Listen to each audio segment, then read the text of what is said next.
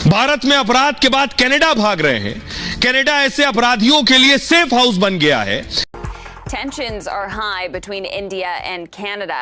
Our next guest says that economically, Canada could have more to lose in this. तुम मामे लगते हो पंजाब के हो, खालिस्तान के, तुम्हारी ऐसी की तैसी, रहते वहां हो, कारोबार वहां करते हो, पाकिस्तान के तो।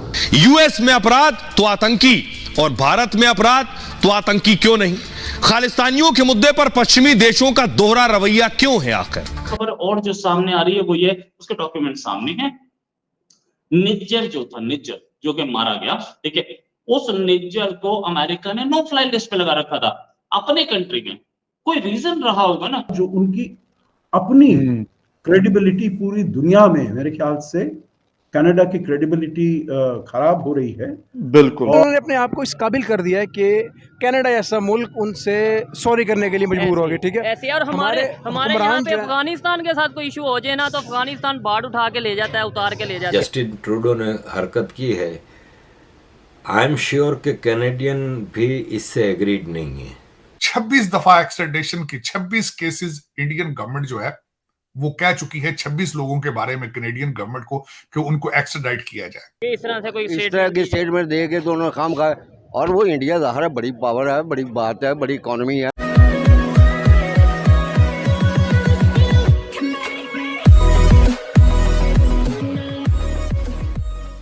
नमस्कार दोस्तों, अब ये जो सिचुएशन हो रही है ना, मतलब पाकिस्तान जैसा कंट्री सिर्फ सपना ही देख सकता है कि भाई कनाडा जैसा वेस्टर्न कंट्री, जिनको इंडिया मतलब सीधा ऐसा स्टेप ले लिया जिससे पूरी वेस्ट, मतलब पूरी दुनिया वैसे तो, लेकिन खास करके ये जो अपने आप को बहुत सुपीरियर काउंट करते हैं ना वेस्टर्न कंट्रीज़, उनको अब सोचने पर मजबूर कर दिया कि भाई ये कैसे हो गया। मतलब यहाँ पर इंडिया एक तरफ जो है वो पूरे वेस्ट का दोस्त बन रहा है, फ्रेंडली कंट्री बन रहा है, लेकिन जब उसको लगा कि नहीं हमारे खिलाफ कुछ न कुछ ऐसी चीज़ें हो रही है, तो इंडिया ने तुरंत यहाँ पर वीज़ा देना बंद कर दिया कैनेडियन सिटीज़न को। और ये भी तय किया है उसने, ये भी फिक्स किया है कि कोई भी कैनेडियन दूसरे कंट्री से जाकर वीज़ा लेकर ना आए यहाँ पर। कहने का मतलब ये है कि कोई भी कैनेडियन इंडिया नहीं आने वाले दिनों में। यही बात यहाँ पर पाकिस्तानी मीडिया में भी हो रही है कि भाई मोदी इतना स्ट्रांग हो गया है, या फिर कहे कि भारत इतना स्ट्रांग हो गया है कि उसने एक वेस्टर्न कंट्री को झुका दिया है, और आज नहीं तो कल जस्टिन ट्रूडो को सॉरी कहना पड़ेगा। इसी के साथ ही वीडियो शुरू करते हैं। हमें लगते हो पंजाब के हो, खालिस्तान के, तुम्हारी ऐसी की तैसी, रहते वहाँ हो, कारोबार वहाँ करते हो, पाकिस्तान के तो। पंजाब से तुम्हारा क्या मतलब है? तुम्हें जाते जाते 25 साल हो गए, तुम्हारा पंजाब से क्या लेना देना भाई? हम पंजाब के लोग नहीं, हिंदुस्तान के लोग खालिस्तान नहीं चाहते, तुम क्यों लेना चाहते हो भाई? तुम कौन से सिख हो, कौन सी कौम के हो? तुम हमारे सिख समाज से जुड़े हुए नहीं हो। कि जवाब कौन देगा जनाब? मैं आपसे प्रैक्टिकल बातें कर रहा हूँ, आऊँगा बोल के चले जाऊँगा, आप भेजेंगे, मतलब नहीं। बात एक एक चीज़ का जवाब आपको देना चाहता हूँ कि ये निचोड़ है।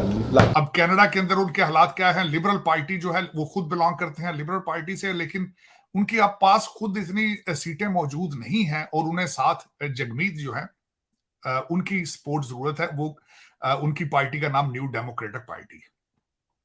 उनके पास तकरीबन लगभग 25 एमपी हैं, उनकी सपोर्ट के साथ आए हैं, और वो he is a Khalistani sympathiser.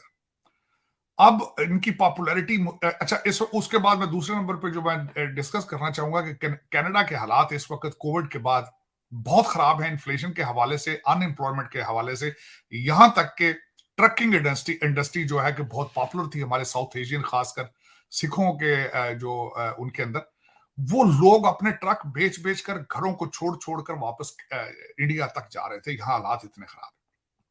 ये बताने का मकसद ये है कि शायद ये भी सोचा जा रहा है कि this was a political stunt to gain the oxygen, क्योंकि वो शक हो रहे थे Justin Trudeau was getting weak. और जो रिसेंटली अभी आजकल पोल भी रन किया गया है कि अगर आज इलेक्शन होते हैं तो उसमें जस्टिन ट्रूडो हार जाएंगे इलेक्शन। एक तो उसमें ये उसका बैकग्राउंड में बताना चाह रहा था, और उसके बाद शायद उन्होंने पॉलिटिकल, और ये बहुत बड़ी बात है कि एलिगेशन है कि बल्कि हमारे जो डॉक्टर जयशंकर हैं उन्होंने इसको नाम ही ये दिया था कि ये इलेक्शन के हवाले से किया जा रहा है, वोट बैंक, उन्होंने उसका नाम दिया था, वोट बैंक इशू इसको बनाया, जिसमें कुछ हकीकत लगती भी है। अब दूसरी तरफ से देखा जाए कि एलिगेशंस क्या आ रहे हैं, एलिगेशंस ये आ रहे हैं कि निज्जर साहब कौन थे। निज्जर साहब के जो एक्यूजेशन, जिस एक्यूज्ड हैं, जो मर्डर जिनका हुआ था, उनके ऊपर दहशतगर्दी के केसेस थे, क्रिमिनल केसेस थे भारत के अंदर, वो जमानत पर रिहा हुए और एक जाली पासपोर्ट बनाकर वो कनाडा आ गए। कनाडा आके उन्होंने पॉलिटिकल असाइलम अप्लाई किया, वो पॉलिटिकल असाइलम उनका रिफ्यूज हो गया। उन्होंने किसी खातून से शादी की, वो भी बोगस निकली, और उसके बाद ये एक मिस्ट्री है कि वो किस तरह कैनेडियन सिटीजन बन गए। ठीक है, बन गए। लेकिन आज से 2 साल पहले जब उनको दहशतगर्द उनको डिक्लेयर किया गया, टेररिस्ट डिक्लेयर किया गया भारतीय गवर्नमेंट की तरफ से, तो उन कैनेडियन गवर्नमेंट को उसकी इतला दी गई, उस पर कोई उन्होंने स्टेप नहीं लिया। अब यहाँ पे ये बताना चाहूंगा, 26 दफा एक्सट्रेडिशन की 26 केसेस इंडियन गवर्नमेंट जो है वो कह चुकी है 26 लोगों के बारे में कैनेडियन गवर्नमेंट को कि उनको एक्सट्राडाइट किया जाए, इंडिया के हवाले किया जाए, लेकिन एक भी उसको उन्होंने सपोर्ट नहीं किया। जब प्रधानमंत्री मोदी गए थे तो वो जब एड्रेस कर रहे थे डायस्पोरा को, तो वहां के प्रधानमंत्री जो हैं एंथनी एल्बनीज़, उन्होंने क्या कहकर उनको इंट्रोड्यूस किया था, that prime minister Modi is the boss. So you know, वो भी बहुत उनके जो संबंध हैं अच्छे हैं, और ऋषि सुनाक के साथ तो अच्छे हैं, क्योंकि ये तीनों आपने बताए तीनों इसमें। और देखिए, ये खालिस्तान का जो इशू है ये वहां भी है, ऑस्ट्रेलिया में भी है, बिल्कुल, ये यूके में भी है। एग्जैक्टली हमने दोनों से बहुत जोर से इस मुद्दे को उठाया है।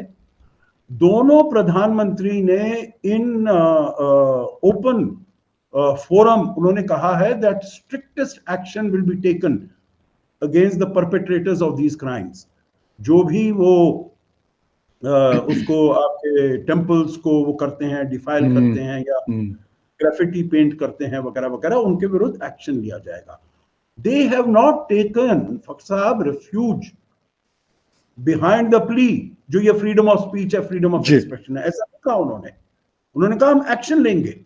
और प्रधानमंत्री एल्बनीज़ ने दिल्ली में भी कहा और वहां पर सिडनी में भी कहा जब प्रधानमंत्री मोदी थे। The point I am making is, जो संबंध इन सभी के साथ बड़े अच्छे हैं, और इन सभी से जब पूछा गया है, उन्होंने कहा इन्वेस्टिगेशन को जल्दी कंप्लीट करिए। देखिए, 3 महीने हो गए हैं, ना तो आपने इन्वेस्टिगेशन कंप्लीट की है, ना आपने कोई चार्जशीट बनाई है, ना आपने किसी को अरेस्ट किया है, और आप पार्लियामेंट में जाकर बोलते हैं that India is involved and we have credible allegations. तो मतलब ये तो बिल्कुल भी, this is not believable at all, this is not credible and trustworthy at all. तो इसीलिए यहाँ पर जो है इनको सोचना पड़ेगा, जो उनकी अपनी क्रेडिबिलिटी पूरी दुनिया में, मेरे ख्याल से कनाडा की क्रेडिबिलिटी खराब हो रही है। बिल्कुल, और वो अपना इन्वेस्टिगेशन करना चाहिए, जल्दी करना चाहिए, जल्दी खत्म करना चाहिए। और वो कहते हैं हमको India should take it seriously, India should cooperate. India क्या कोऑपरेट करे? ये कत्ल हुआ है वहां पर कनाडा में हुआ।